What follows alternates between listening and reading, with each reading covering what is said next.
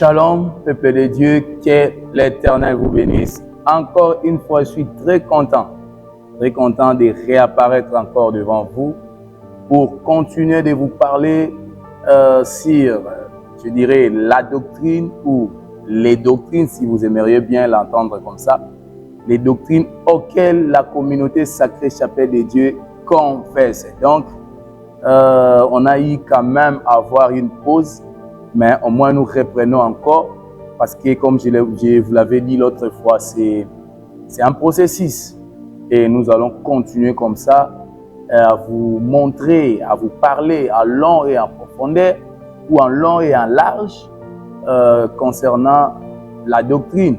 J'aime les dire comme ça, singulier, concernant la doctrine de l'Église ou de la communauté sacrée Chapelle de Dieu. Bien-aimés dans le Seigneur, vous savez, l'ignorance est un monde où beaucoup de gens sont plongés aujourd'hui et ça cause plusieurs dégâts, plusieurs dommages.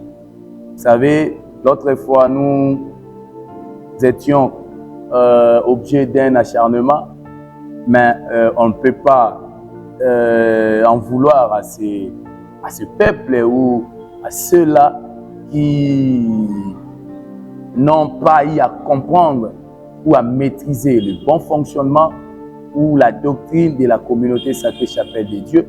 Voilà pourquoi nous avons jugé bon quand même à prendre le temps de vous expliquer ou de vous expliciter comment est-ce que la communauté fonctionne, c'est-à-dire des choses auxquelles nous croyons et celles auxquelles nous ne confessons pas. J'aimerais d'abord aujourd'hui commencer par lire un passage biblique. Nous prenons le livre de Galates, Galates, premier chapitre, et le verset 10, la Bible nous dit ceci. Je lis au nom du Seigneur. Et maintenant, est-ce la faveur des hommes que je désire ou celle de Dieu? Est-ce que je cherche à plaire aux hommes? Si je plaisais encore aux hommes, je ne serais pas serviteur de Christ. Voilà, ça c'est l'apôtre Paul qui le disait. En fait, nous étant des serviteurs de Dieu, nous ne cherchons pas la faveur des hommes ou la faveur des êtres humains, mais nous cherchons celle, la faveur divine, la faveur de Dieu. Et nous ne cherchons pas à plaire aux hommes, mais nous cherchons plutôt à plaire à celui qui nous a appelés au ministère, à celui qui nous a confié une mission à effectuer ou une tâche, à celui-là qui nous a confié sa vocation. Vous savez, le prophète Adam Aston-Maya n'est pas là pour plaire, pour chercher à plaire aux hommes. Il n'est pas là pour chercher à faire ce que les hommes veulent. Il n'est pas là pour voir selon la manière le monde fonctionne ou selon la manière dont certains gens voient les choses. Non. Lui ne cherche pas la faveur des êtres humains comme lui, mais au moins, il cherche la faveur de son maître. Il est là pour nous montrer le chemin, la direction à suivre. Il est là pour nous montrer quelle voie prendre enfin. Et demain, ce qui est la finalité, c'est-à-dire préparer nos âmes à la rencontre du Seigneur. Vous savez, bien aimé, je vais vous dire une chose. Lorsque Dieu appelle ses serviteurs, il a disposé ou il a prédestiné des âmes qui seront sauvées par rapport au ministère de chaque serviteur qu'il appelle. Donc, tel que nous sommes là, nous sommes tous ses serviteurs. Il nous a appelés tous. Mais chacun de nous, Dieu a prédisposé des âmes auxquelles verront le royaume des cieux à travers le ministère de tout un chacun. Donc, le prophète Adam Aston-Maya, quand Dieu lui a aussi appelé, ce qui est vrai, Dieu a prédisposé ou a prédestiné aussi des âmes qui seront sauvées, qui iront au ciel grâce à son ministère. C'est comme ça. Donc, ça ne sert à rien de forcer les choses. Ça ne sert à rien de chercher la faveur des hommes parce que Dieu a tout planifié. Dieu a tout prédestiné. C'est-à-dire, ceux-là qui sont censés entrer au ciel ou qui sont censés être sauvés à travers le ministère qu'a le prophète Adam Aston-Maya, ces gens-là seront toujours là. Peu importe de vent, peu importe des tempêtes, ils seront toujours là parce qu'ils sont prédestinés à être sauvés à travers son ministère. Donc, comme je l'avais dit, l'autre fois, nous avons été victimes ou nous avons été sujets d'un acharnement parce que de la part de ceux-là qui ne maîtrisent pas bien le fonctionnement de la communauté Sacrée Chapelle de Dieu. Bon, on ne peut pas aussi les en vouloir parce que l'ignorance, comme je le dis, c'est un monde qui plonge beaucoup de gens dans la désolation. C'est comme ça. Mais qu'à cela ne tienne, aujourd'hui, nous allons continuer vous parler toujours sur la marche de la communauté Sacrée Chapelle de Dieu. Oui, j'aimerais vous parler de la position doctrinale de la communauté Sacrée Chapelle. Vous savez, la communauté Sacrée Chapelle de Dieu réaffirme solennellement son attachement à l'enseignement apostolique concernant la chevelure de la femme et le port du voile dans l'assemblée, tel que ça nous a été transmis par l'apôtre Paul. Parce que vous vous souviendrez, la Bible nous dit dans le livre de 1 Corinthiens 11:5 que toute femme qui prie ou qui prophétise la tête non voilée déshonore son maître. Donc nous croyons à ça, à cet enseignement apostolique. Donc nous posons notre foi sur ça. Donc nous, on reconnaît que la femme doit voiler sa tête pendant le moment de la prière. Même lorsque vous voulez prier à la maison, même lorsque vous êtes dans l'assemblée de Dieu, la femme doit voiler sa tête. La femme doit mettre ce qu'on appelle le foulard ou le mouchoir de tête comme vous le voulez. Mais nous, au moins, nous confessons que c'est seulement pendant le culte ou pendant le moment où la femme va entrer dans la prière. Mais lorsqu'elle est libre de faire ses courses, même lorsqu'elle est à la maison en train de faire le ménage, quoi que ce soit, la femme n'est pas obligée de voiler sa tête. La femme n'est pas obligée.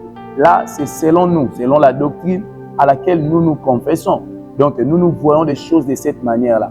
Pour vous toutes les femmes du monde entier, vous qui êtes liés à la communauté Sacrée Chapelle de Dieu, ou vous qui êtes liés au ministère du prophète Adam Stombaya, retenez que nous fonctionnons comme ça. Donc, chez nous, la femme doit être voilée pendant les cultes ou quand elle veut prier, même à la maison ou partout, lorsqu'elle veut prier, elle doit voiler sa tête. Mais quand elle n'est pas au moment de la prière ou quand elle n'est pas au culte, elle n'est pas obligée de voiler sa tête. Elle peut rester comme ça, avec ses cheveux bien tressés, avec ses cheveux naturels ou sa chevelure naturelle. Elle peut rester comme ça ne pose aucun problème. Et il est rappelé avec clarté que l'église locale, chez nous, l'église locale n'exerce aucune autorité coercitive.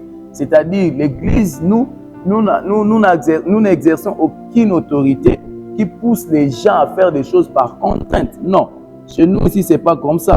Donc, c'est-à-dire, concernant la vie privée ou concernant le foyer de fidèles, nous n'exerçons pas plutôt une autorité qui pousse les gens à faire des choses par contrainte. Non.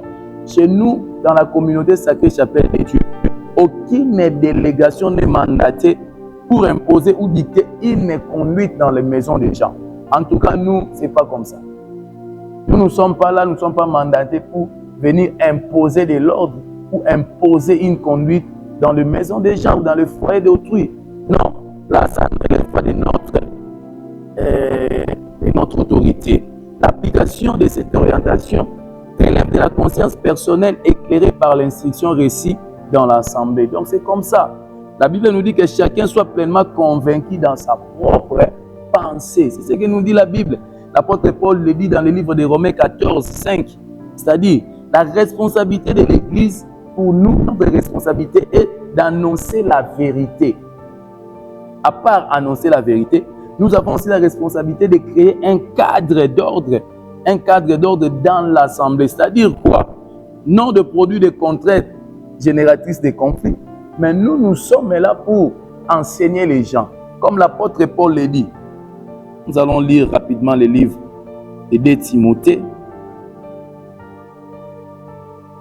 Prenons 2 Timothée, chapitre 4, le verset 2. La Bible nous dit, l'apôtre Paul dit à son fils Timothée, prêche la parole, insiste en toute occasion, favorable ou non, reprend, censure, exhorte avec toute douceur et en instruisant. Donc nous sommes là pour instruire les gens. Nous sommes là pour orienter les gens. Nous sommes là pour insister, pour prêcher la parole de Dieu. Mais nous ne sommes pas là pour exercer une autorité dans le foyer ou dans la maison des gens. Non, non, non, non, non. Là, ce n'est pas notre problème. C'est-à-dire, la communauté sacrée chapelle de Dieu ne voit pas les choses de cette manière-là. Et dans le cadre de culte, dans le cadre de prière, dans le cadre des activités officielles de la communauté sacrée chapelle de Dieu, comme je venais de vous le dire, le port du voile est reconnu comme un signe spirituel de respect et de l'ordre dans l'assemblée. Donc nous, les femmes doivent voiler leur tête et la chevelure naturelle, propre et soignée demeure le modèle encouragé conformément à l'ordre biblique. Donc comme je viens de vous le dire, nous encourageons et nous orientons les femmes à avoir une chevelure naturelle. Parce que c'est ça la saine doctrine. Nous confessons cela. Nous enseignons aux femmes d'être vêtues d'une manière modeste, avec pudeur, de cacher leurs parties intimes, de ne pas mettre les habits des hommes parce que c'est interdit, et d'avoir des cheveux naturels, d'avoir leur teint naturel, d'utiliser leur beauté naturelle. C'est ça que nous prêchons à toutes les femmes. Mais n'allez pas oublier, nous, comme je l'avais dit l'autre fois, nous croyons aux femmes qui sont dépouillées et nous croyons aussi qu'il y a des femmes où il y a des gens qui sont en cours de dépouillement. C'est-à-dire chez nous, dans la communauté sacrée chapelle de Dieu, nous ne rejetons personne, nous ne barrons la route à personne, nous ne refusons accès à personne au sein de l'église parce que la personne n'est pas dépouillée, parce que la personne a des plantes, a des mèches, parce que non. D'ailleurs, c'est ça ce qui a fait que nous soyons quand même victimes de certains acharnements par rapport aux gens de l'extérieur. Parce que certaines personnes ont effectué un déplacement lorsqu'ils sont venus à Kinshasa, ils sont venus communier avec nous. Quand ils ont trouvé des gens ici avec des mèches, ils ont trouvé des gens ici avec des beautés, et ils sont allés dire que non, le prophète Aston, vous voyez, patati patata, non. Bon, on ne peut pas les en vouloir parce qu'ils ne connaissaient pas comment est-ce que la communauté sacrée chapelle de Dieu fonctionne. Donc nous, chez nous, nous croyons qu'il y a des gens qui sont dépouillés et il y a des gens qui sont en cours de dépouillement. C'est-à-dire, ceux-là qui viennent à l'église pour la première ou pour la deuxième fois, même s'ils ont leurs mèches, ils ont des plantes, pour nous, on les reçoit à l'église.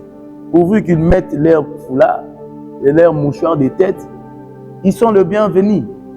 Et après avoir été prêchés, on va leur montrer la voie.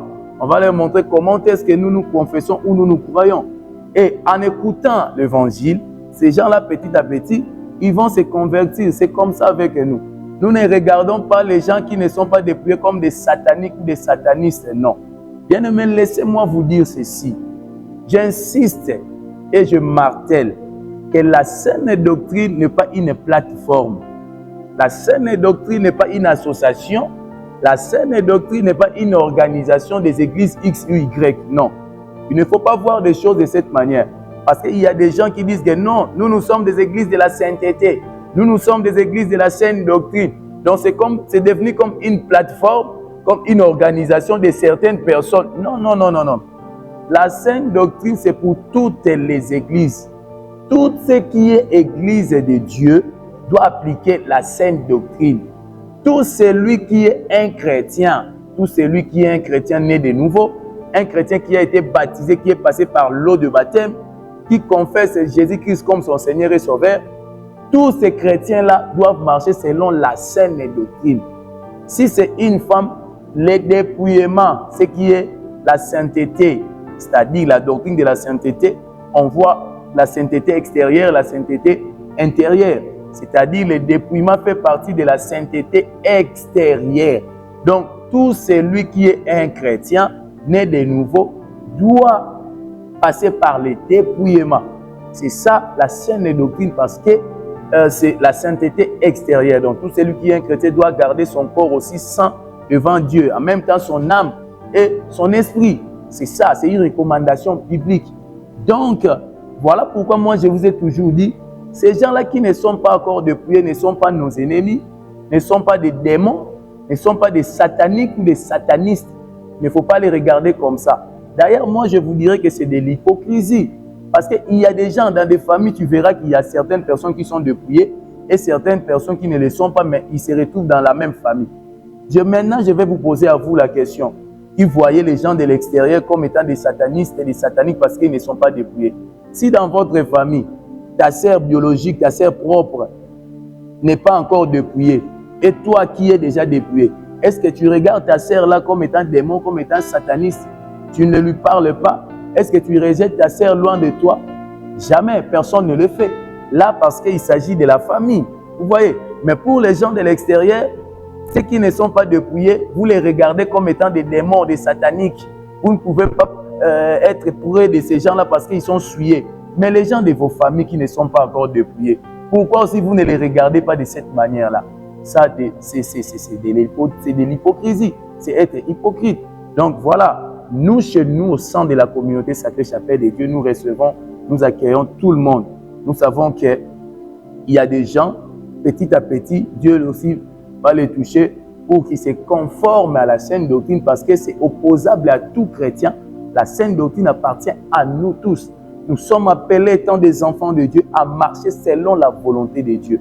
Donc, il ne faut pas voir les choses de cette manière-là. Même nous qui sommes de la des églises de l'RSC, oui, de l'RSC, c'est-à-dire des églises de réveil du Congo. Même ces églises-là du réveil du Congo doivent marcher selon la saine doctrine. Donc, la saine doctrine ça ne concerne pas une catégorie des églises. La saine doctrine, c'est pas un groupe des individus qui doivent se réclamer de la saine doctrine ou de la sainteté. Non, parce qu'aujourd'hui, nous voyons, nous sommes de la sainteté et nous sommes... Non, non, non. La sainteté, c'est pour tout chrétien. Tout celui qui est un enfant de Dieu doit être saint, doit marcher dans la sainteté. Donc, c'est ça. Et aucun usage du voile ne doit servir à dissimuler une pratique contraire à l'esprit ou à la vérité de Dieu, car Dieu juge d'abord les cœurs. Donc, ici, chez nous, c'est comme ça. C'est comme ça que nous voyons les choses.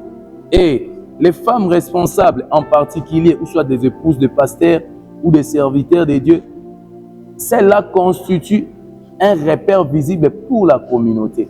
Donc, leur conduite, leur empreinte, c'est-à-dire, elles doivent être des modèles. Elles doivent être des modèles. Ici, chez nous, il y a plus de rigueur concernant les femmes de pasteurs, concernant les épouses de pasteurs, parce qu'elles doivent être des modèles. Donc, c'est comme ça chez nous. Et bien aimé dans le Seigneur, laissez-moi vous dire ceci. Aujourd'hui, chaque serviteur de Dieu, chaque homme de Dieu a sa vision qu'il a reçue de la part de Dieu. Lorsque Dieu appelle son serviteur, il lui confie une mission, il lui confie un ministère, il lui donne des interdits et il lui montre sa volonté particulière parce que Dieu a une volonté particulière pour chacun de nous. La manière dont Dieu veut marcher avec moi, ce n'est pas la manière dont il va marcher avec la personne qui est à côté de moi. Nous tous, quand bien même nous sommes ses serviteurs, nous tous, lorsque nous recevons le ministère, c'est juste pour une finalité, préparer les âmes du Seigneur à sa rencontre. C'est ça la finalité de l'Église. L'Église est là pour préparer les âmes à la rencontre du Seigneur. Donc nous tous qui sommes appelés par lui, nous tous qui recevons le ministère, notre mission, c'est de préparer les âmes pour la rencontre du Seigneur. Et de même, le prophète Adam Assombaya a reçu son ministère et Dieu lui conduit comme il lui semble bon. Dieu lui montre la voie qu'il doit passer, Dieu lui donne des orientations et lui, à son tour, il vient aussi nous les montrer, nous les donner aussi. Il vient aussi nous comme a fait Moïse. Moïse est allé prendre les 10 commandements. Et lorsqu'il est descendu, c'était pour le communiquer au peuple. Donc c'est ça. Bien aimé, les gens du monde disent que la comparaison n'est pas raison. Ça ne sert à rien, ça ne sert à rien de comparer les choses. Vous qui êtes derrière le ministère du prophète Adam Stombaya, vous qui êtes convaincus que votre salut proviendrait à travers les ministères qu'a reçu le prophète Adam Stombaya, vous devez vous conformer selon tout ce qu'il vous dit. Ne nous amenez pas de comparaisons, ça ne sert à rien. Sachez-le bien que chaque serviteur de Dieu a son ministère, a son appel, a sa façon de marcher avec Dieu. Donc, si vous faites partie, s'il faut le dire comme ça, parce que vous êtes les âmes de Dieu, mais au moins chaque âme de Dieu fait partie de l'alliance d'un serviteur qu'il a fait avec son Dieu. Donc, à l'occurrence, vous qui suivez le ministère du prophète Adam Stombaya, c'est que vous êtes sous couverture de l'alliance qu'il a traitée avec son Dieu. Et restez seulement dans tout ce qu'il vous montre comme voie à suivre. Ne nous apportez pas des comparaisons comme quoi, parce que ce sont des choses, je l'ai dit en connaissance des causes. Nous sommes dérangés par ce genre de choses. Et surtout comme notre papa a eu à faire des expériences avec Dieu. Et vous verrez, quelqu'un vous envoyait une vidéo d'une émission qu'il a suivie via les réseaux sociaux, où vous dit, papa, écoutez un peu ce que la maman là, ou le papa, ou le frère là a dit. Ceci, c'est là. Est-ce que papa, c'est comme ça? Non, non, non. Ne nous apportez pas ce genre de choses, bien-aimés dans le Seigneur. Si vous voulez être enfant de Dieu à travers le ministère du prophète Adam Stombaya, restez dans tout ce qu'il vous dit. La comparaison n'est pas raison comme les gens du monde le disent. L'apôtre Paul nous dit que nous connaissons à partie et nous prêchons aussi en partie. Donc, il n'y a personne qui connaît toutes choses sur la terre. Et Dieu ne nous révèle pas sa grandeur dans son entièreté. C'est ça le mystère, c'est ça la puissance de Dieu.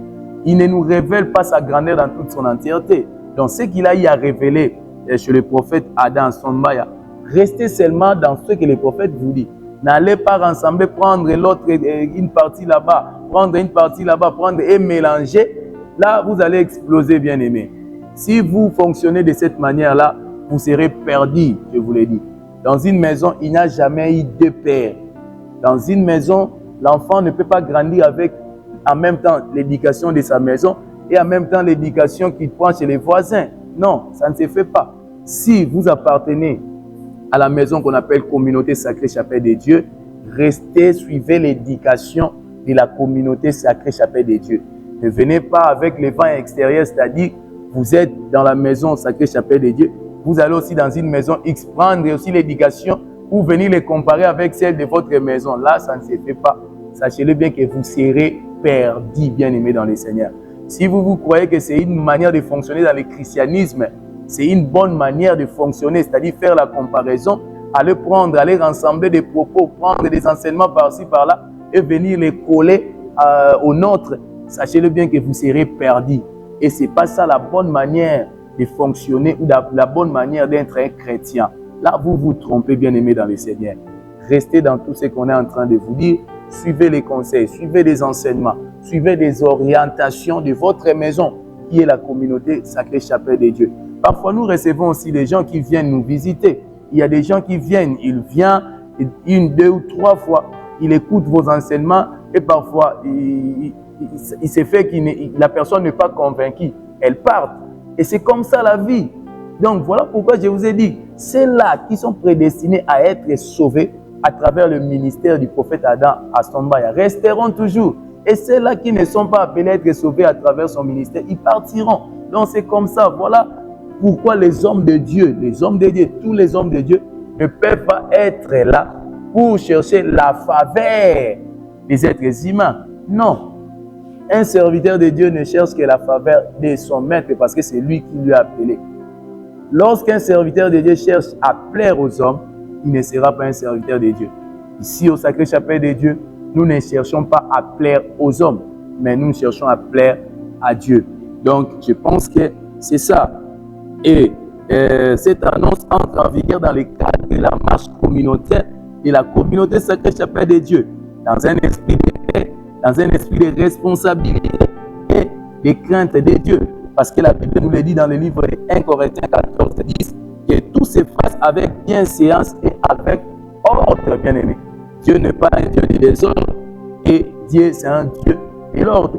Donc voilà, petit à petit, nous allons toujours commencer à vous montrer, à vous démontrer, à vous expliquer, même vous expliciter comment est-ce que la doctrine de l'Église ou de la communauté sacrée Chapelle de Dieu, et pour que vous puissiez avoir la maîtrise de toutes ces choses-là. Donc, c'est dans un cadre de paix, dans un esprit d'amour, parce que la devise de notre communauté, c'est servir Dieu dans la puissance, dans la sanctification et dans l'amour du prochain.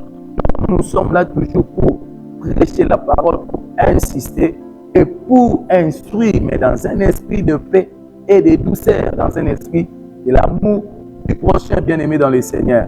Donc, en tout cas, c'est vrai, comme la Bible l'a dit d'ailleurs, dans ces derniers temps, les gens seront livrés aux choses qui leur plaisent. Les gens seront livrés à des choses qui font le désir, la joie de leur cœur. Ils aimerions plus entendre les évangiles qui sont à leurs avantages. C'est ce qu'on est en train de vivre aujourd'hui. Et nous ne sommes pas là pour faire des choses, pour satisfaire certaines personnes. Nous restons dans la lignée que Dieu a donnée son serviteur. Et ceux-là qui seront contents, qui seront d'accord avec nous, tant mieux. Ceux-là qui ne seront pas aussi d'accord avec nous, tant mieux, gloire au Seigneur. Mais nous,